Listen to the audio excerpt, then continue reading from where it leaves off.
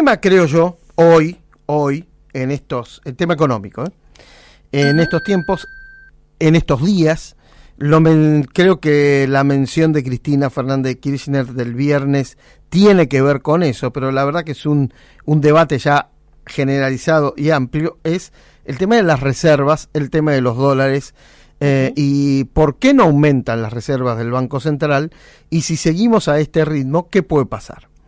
Está en línea Marina Dal Poyetto, que es economista de la UBA, es máster en políticas públicas y una de las personas más sensatas para hablar de estos temas y más claras. Marina, ¿cómo te va? Carlos Burgueño te saluda, está Lorena Toso también con nosotros. Buenas tardes. ¿Cómo estás? ¿Qué tal? Buenas tardes, gracias por lo de sensata. Que es lo que se necesita. Es así. Sensatez, ¿no? Bueno, si querés, una pregunta la hago en serio, ¿Te pareció sensato el mensaje del viernes a la tarde? ¿Te referís al comentario del deporte nacional? Sí, de que es quitarle reservas al Banco Central. Vos sabés que esa frase yo la usé en una nota en Clarín la semana anterior, y en realidad no es mía, es una frase de Miguel Bain. Miguel Bain decía, el deporte nacional completo, decía, es sacarle todos los pesos al Tesoro y todos los dólares al Banco Central.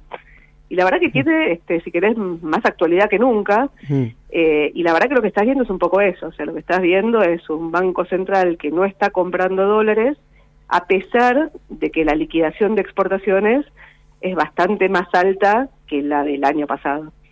Yo leí, perdón, también para la gente, ¿no? Un informe de Marcelo Elizondo que decía que este año pueden llegar a 90.000 millones de dólares las exportaciones.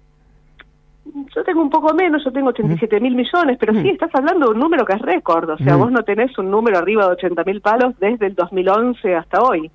Es muy alto a pesar de la sequía, o sea, la sequía te afectó la cosecha, pero los precios, o sea, la guerra en Ucrania en términos de dólares te favoreció, y lo que estás viendo es un salto muy grande en el número de exportaciones. Ahora, cuando mirás del otro lado, por un lado tenés un nivel de importaciones que también es muy alto, en parte contra cara del nivel de actividad, en parte contra cara del estímulo tan grande que te genera comprar dólares oficiales con una brecha cambiaria en torno al 80%, en parte por los incentivos de las empresas a cancelar deuda en dólares, las que pueden, y bueno, o sea, de nuevo, el deporte no es comprar, o sea, cuando la brecha cambiaria es tan grande, los incentivos son a comprar el dólar barato.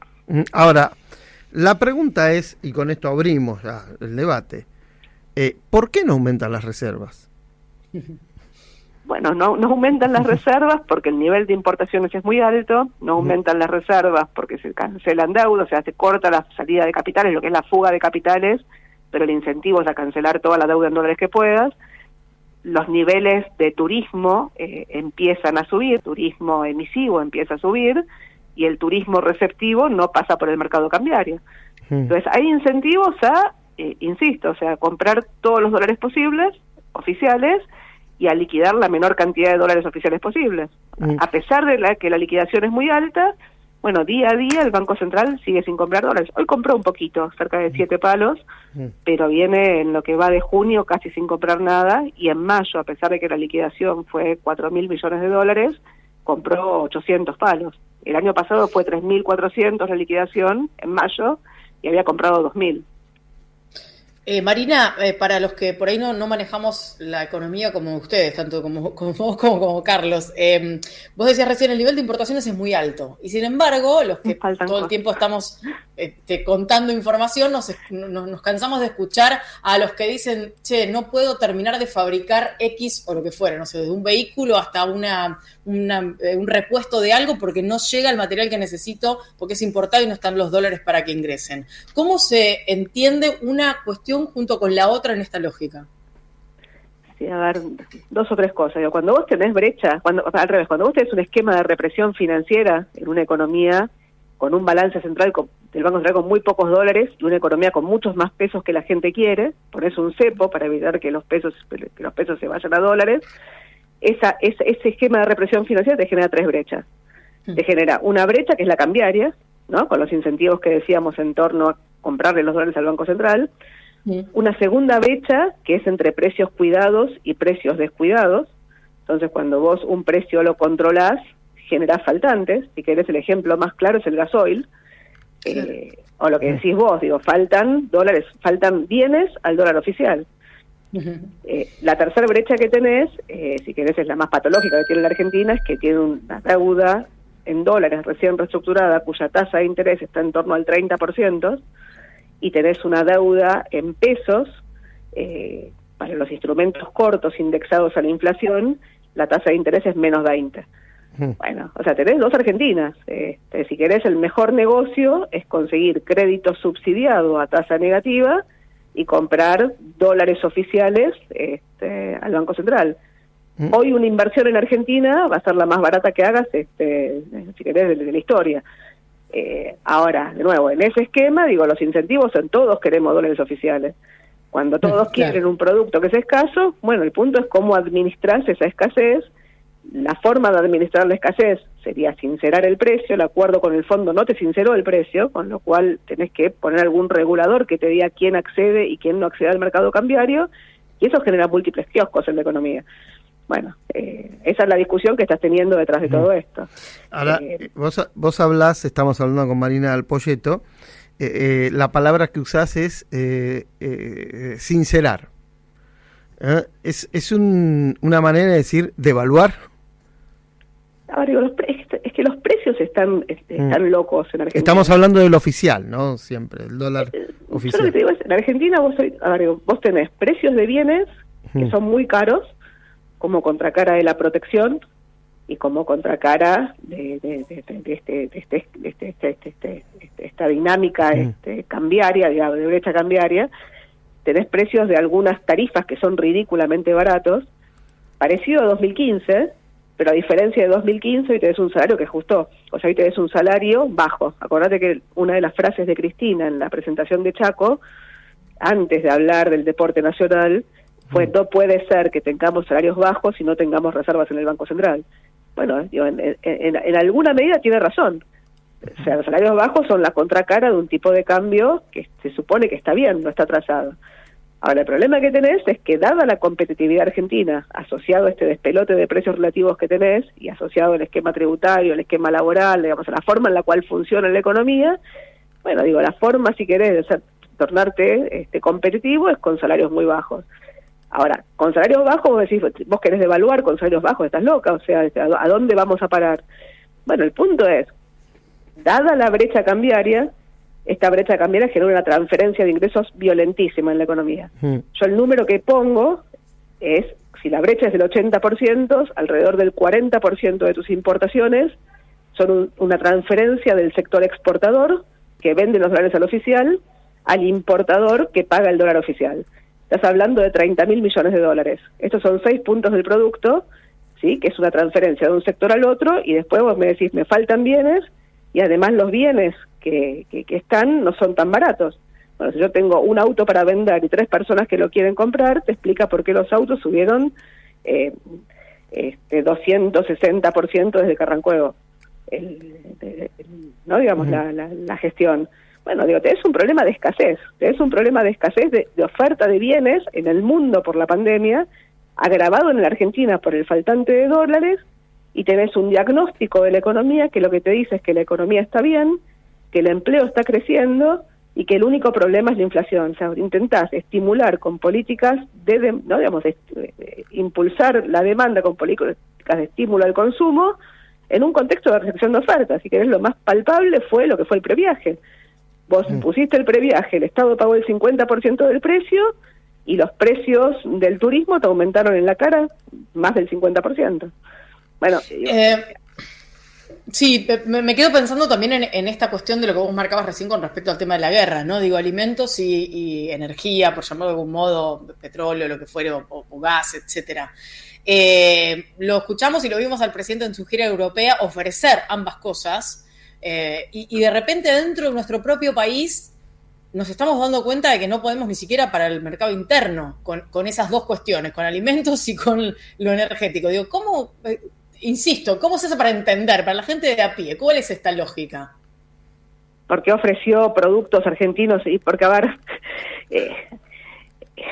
La verdad es que Argentina tiene capacidad para aumentar la oferta, y si querés es una bendición lo que estás viendo, no digo la guerra, ¿no? Pero digo en términos de, tenés un mundo posibilidades.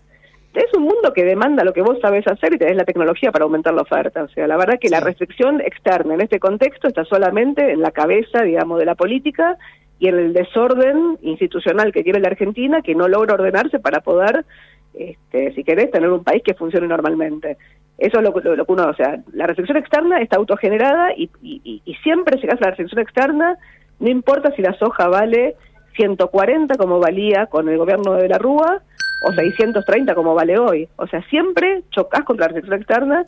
Ten en cuenta que desde mediados de los 90 hasta hoy la producción agrícola se multiplicó por 4 y seguimos discutiendo la restricción externa. Entonces, la verdad que la discusión es por arriba, la salida es por arriba, es un aumento en la productividad que requerís en la economía, y un aumento en la productividad implica adaptarte, si querés, a las condiciones en las cuales está produciendo el mundo. Después vos podés decir, mirá, Marina, la globalización, digo, hoy no es la que era hace unos años. Es cierto, o sea, Argentina tuvo inflación en dólares en un mundo que tenía deflación en dólares, ¿no? Los precios de los bienes en el mundo caían y en Argentina subían, y él me decís, pero hoy esto está cambiando, y es cierto, hoy está cambiando. Hoy tenés inflación de bienes en la pospandemia, la guerra y todo lo que estás viendo. Ahora, no te podés cerrar y suponer que vos podés autoabastecerte y que los precios internos de los bienes pueden estar totalmente desacoplados de los precios internacionales. En el caso de la energía, y que los precios de los bienes en Argentina pueden estar más altos que los internacionales con salarios bajos. O sea, lo que digo, de alguna forma opera. Entonces me decís, bueno, la verdad es que ¿tenés capacidad para aumentar la oferta? Sí. ¿Tenés capacidad, digo, en el mundo en el cual estás, digamos, con los puertos en Ucrania, si querés, cerrados, con la discusión a nivel global respecto de una crisis alimentaria en puertas? Bueno, la verdad es que vos podrías vender, digo, el doble de trigo, el doble de maíz, el triple de soja, o sea, vos podrías vender toda tu oferta. Bueno, hay una tensión que de alguna forma tenés que regular. Ahora, cuando vos me hablás de los precios de los alimentos en la góndola del supermercado, hoy me decía alguien, el 30% de la góndola del supermercado son productos enlatados. Bueno, viste, la lata tiene adentro porotos, pero aparte de porotos tiene la chapa, ¿no? Digamos, la hojalata, tiene el papel, o sea, los productos de los alimentos tienen, digamos, una composición de insumos que no son solamente los alimentos y que también te inciden en la estructura de precios. La verdad es que no podés controlar todos los precios. Ahora, cuando tenés este esquema de represión financiera y brechas, como mencionaba antes, bueno, tampoco podés tener precios libres. El punto es, la verdad es que requerís un sinceramiento, ese sinceramiento no va a estar en lo que resta de la gestión. Digo, perdiste la posibilidad que te daba el acuerdo con el fondo para hacer un programa de estabilización. El punto es cómo armás un programa de estabilización en una eventual próxima gestión, y yo lo que veo hoy por hoy en relación al acuerdo con el fondo son dos riesgos ciertos.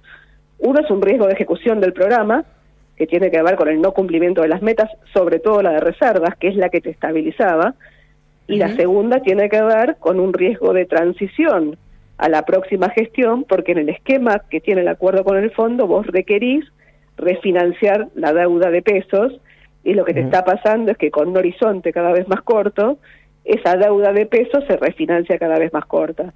Entonces, digo, un programa de estabilización requiere dos cosas que en Argentina son casi imposibles de pensar cómo se consiguen, ¿no?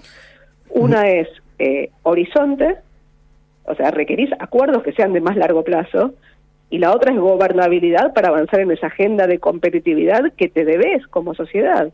Bueno, digo, mientras tanto seguimos boyando y bueno, y cada una de estas brechas genera, si querés, los economistas decimos cuasi rentas, ¿no? Digamos, o generan transferencias de ingresos de un sector a otro, que son los que de alguna forma están detrás de la frase de Cristina del deporte nacional. Te quería preguntar también por el Fondo Monetario, pero antes quiero volver al tema de los dólares y las reservas, porque hay un capítulo acá que sobre llovido mojado, que va a complicar todo aún más, que es el cheque que va a haber que pagar por la importación de gasoil. ¿Eso todavía no está contabilizado o para bien o para mal los dólares pueden estar? Mansur el otro día dijo, los dólares para importar gasoil están, ¿viste? Mientras el central... Sí, el problema es que no están acá. Pero A ver, dos o tres cosas. Las importaciones de energía el año pasado fueron algo así como 6.000 millones de dólares. el año pasado. El año pasado, ¿no? Con una balanza casi equilibrada. Este año van a ser algo así como 11.000 millones de dólares. Un poco menos de lo que se esperaba hace unos meses atrás, en parte porque tuviste el acuerdo de energía eléctrica con Brasil, en parte porque Bolivia le deja de vender gas a Brasil, te va a vender un poco más de gas a vos, pero son casi el doble de dólares, ¿no? Son 6.000 palos más de dólares que tenés que gastar. La verdad que cuando vos miras la cuenta de dólares y por qué el central no está comprando, en gran medida porque se están pagando cuantiosas sumas de energía. En los primeros 3 meses del año, Gamesa importó gasoil por el equivalente a la importación de gasoil que había hecho durante todo el año pasado. Entonces digo, está gastando en energía. Digo, parte de que el central no compra dólares es porque está pagando la cuenta de energía. Ahora, después el gasoil lo compró Gamesa y no lo compró IPS. O sea, lo que te pasa es que que el punto es cómo haces para vender al mercado interno un gasoil que terminás comprando más caro de lo que después lo vendés al mercado interno. O sea, de nuevo, esa brecha de precios entre precios cuidados, si querés, de los combustibles y los precios internacionales, hace que ningún privado tenga incentivos a importar, o si puede exportar, digo, ¿para qué lo...? ¿Me explico? O sea, hay un tema de brecha. Ahora, la cuenta de energía va a ser muy alta, bueno, pero aún con esa cuenta, en realidad es al revés, ¿no? Digo, con esa cuenta de energía, la verdad es que tu nivel de importaciones compatible con el acuerdo con el fondo era un nivel más bajo. O sea, vos importaste en los últimos 2 meses, marzo y abril, algo así como 7.000 millones de dólares por mes. Sin energía, alrededor de 6.000 millones de dólares por mes. Y tu nivel de importaciones compatible con el acuerdo es más parecido a 5.000, 5.200. O sea, tu nivel de importaciones es alto, tu nivel de actividad es alto, el acuerdo con el fondo era un acuerdo inflacionario y recesivo. Era inflacionario porque en vez de corregir todo junto, corregías en forma gradual y te obligaba a devaluar más rápido, a mover más rápido las tarifas. Y es contractivo porque la acumulación de reservas era la contracara en la absorción doméstica. Lo que pasa es que el gobierno lo planteó como que en realidad no era un programa de ajuste, sino que el ajuste se iba a hacer con crecimiento.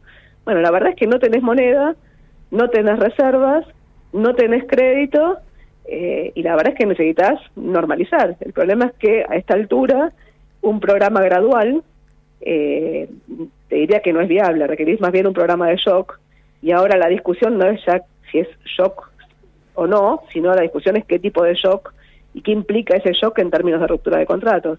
Pero nada de eso va a pasar, digamos, en los próximos meses. En los próximos meses vas a seguir tratando de manejar esta economía con una nominalidad creciente, y por ahora lo que estás viendo, a pesar de que el Banco Central no compra dólares, es que la brecha cambiaria se mantiene, te diría que muy tranquila para el nivel de despelote interno que está teniendo la economía argentina y en la política. Sí, a ver, abro el capítulo FMI, ¿no?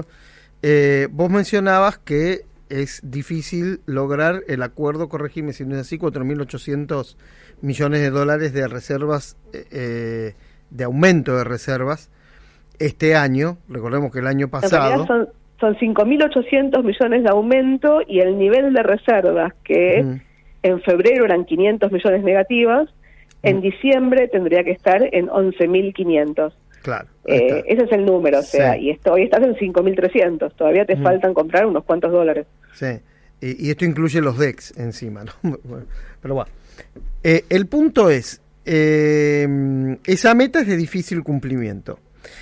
Ahora, tampoco es de fácil cumplimiento la meta monetaria de un tope de financiamiento del central al Tesoro Nacional, no al Gobierno Nacional. En ese marco, ¿en qué momento el Fondo Monetario puede llegar a decir, mire gente, creo que esto no está funcionando, las metas es difícil que se cumplan, hay que renegociar o se verá qué hacer? ¿Puede ser este año o aguanta esto a marzo, abril del año que viene, cuando se analicen los datos del 2022? Sí, a ver, pensá que el acuerdo se hizo fundamentalmente para que la Argentina no entre en atrasos. No le servía que la Argentina entre en atrasos ni al Fondo Monetario, que tenía que previsionar la deuda y dejaba de cobrar intereses, ni al gobierno, porque obviamente entrar en atrasos implicaba un despelote financiero y casi inmediato. ni tampoco la oposición, porque entrar en atrasos, si querés, es fácil, salir de atrasos es muy complejo, sobre todo dado la magnitud del crédito involucrado, porque requerís un prestamista que te ponga los dólares para cancelar la deuda para después poder tener un programa con el fondo. Entonces, a ninguno de los tres jugadores del juego le servía entrar en atrasos. Mientras tanto, estábamos pedaleando en el aire, o sea, hasta enero estuvimos 2 años y medio discutiendo ese programa, desde que se cayó después de las PASO en 2019, y recién a fin de enero, cuando te quedaste literalmente sin reservas, entraste al programa. Ahora, el principal desembolso del acuerdo lo tuviste en marzo, cuando firmaste el programa. Te desembolsaron 8.600 millones de dólares, de los cuales 4.500 era la devolución de lo que les habías pagado, y el resto era como un capital de trabajo a cuenta de futuros pagos. Entonces, a partir de ahora, todos los desembolsos que te hagan al fondo de la Argentina son negativos. O sea, el fondo te va a desembolsar menos de lo que vos le vas a pagar. Le vas a pagar en términos netos todos los trimestres.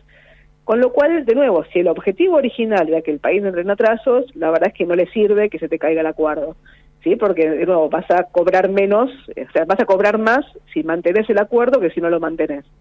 Ahora, dicho eso, los economistas le ponemos una palabra a esto, ¿no? Digamos, es moral hazard, ¿no? O sea, si no tengo ninguna penalidad por no cumplir el acuerdo, ¿para qué lo cumplo? Y un poco en eso somos expertos. Bueno, un poco eso es lo que te está pasando con las reservas, es claro, o sea, no estás cumpliendo las reservas. La fiscal y la monetaria parecía que no la cumplía, hubo un manejo la última semana de venta de esos dólares, esos DEX, al Banco Central, y con eso consiguieron pesos para cancelar los adelantos transitorios, y cuando vos mirás la meta fiscal y la monetaria del segundo trimestre, vas a estar más cerca de cumplirla, o sea, la que no se va a cumplir es la fiscal. Ahora, el fondo lo que te dice es, en principio, las metas trimestrales son las que están, las metas anuales son las mismas, no las voy a cambiar. Las metas trimestrales van a cambiar un poco porque son en puntos del producto. Cuando mires nominalmente van a ser un poquito más holgadas porque la mayor inflación te puso un producto más alto. Pero fundamentalmente lo que te dice es el acuerdo se tiene que cumplir a fin de año. Y el cumplimiento de fin de año lo vas a ver recién en marzo. Con lo cual, si no cumplís un trimestre, probablemente ese no cumplimiento sea un waiver que consigas contra un sobrecumplimiento en el último trimestre que recién lo vas a conocer en marzo. O sea, yo a priori creería que vas a tener o sea, la primera meta, que es la de ahora, digamos, el desembolso de junio, depende de la meta de marzo, que se cumplió. Con forceps, pero se cumplió. El desembolso de septiembre va a ser sobre la meta de junio, que la meta de junio, la de reservas seguramente no se va a cumplir, y la fiscal y la monetaria vas a estar cerca. Y eso vas a pasar, y el desembolso de septiembre va a estar. Me animaría a decirte que el de diciembre también. Hay que ver dónde está la política para entonces, ¿no? O sea, estamos... Claro.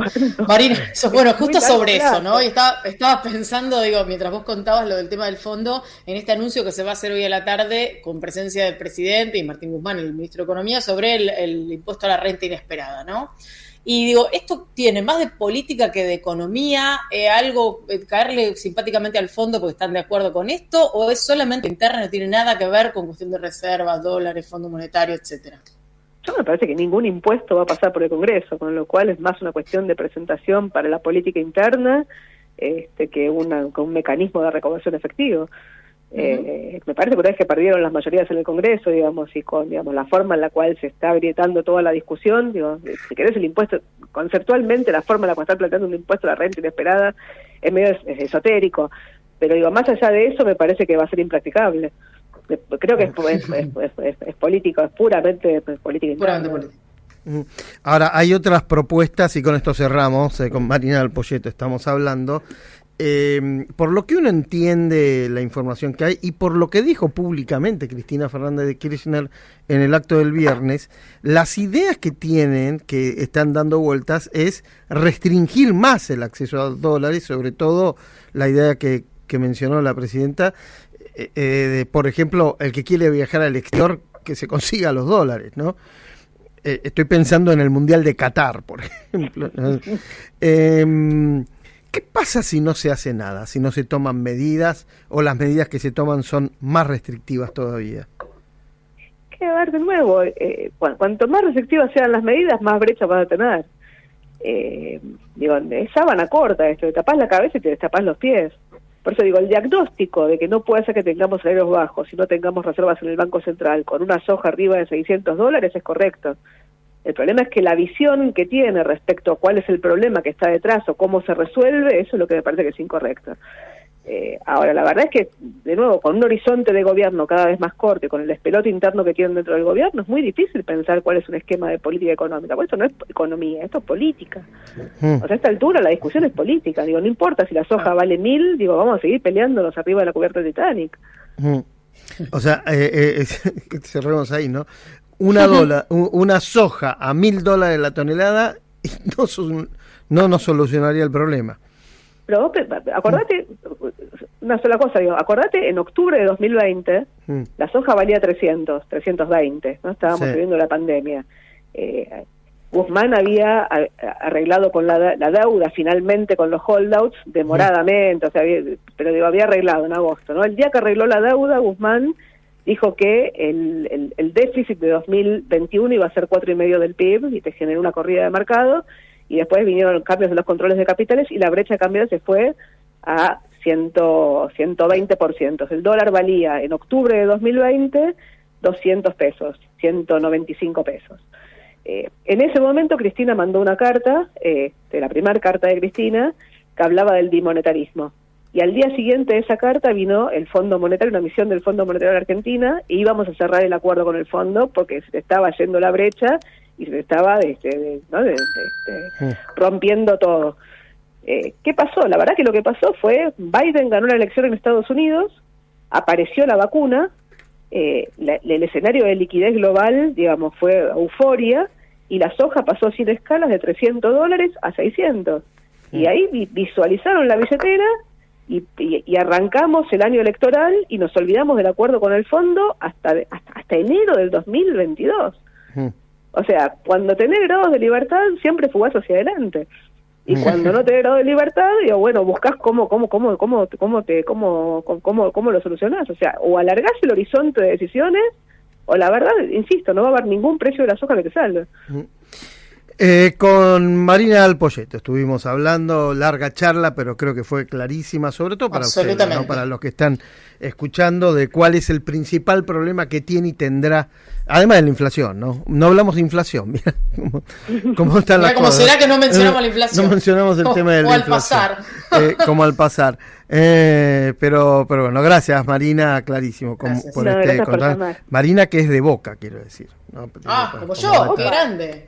Vamos todavía. ¡Qué memoria! Sí. Está muy bien. Así que bueno, hoy, gracias. como es independiente, Marina sufre tanto, ¿viste? Claro, yo me acuerdo del equipo de todos. Quizás es lo que vos decías, la fuga hacia adelante. Marina, abrazo enorme. Bueno, adiós. Marina Alpoyetto.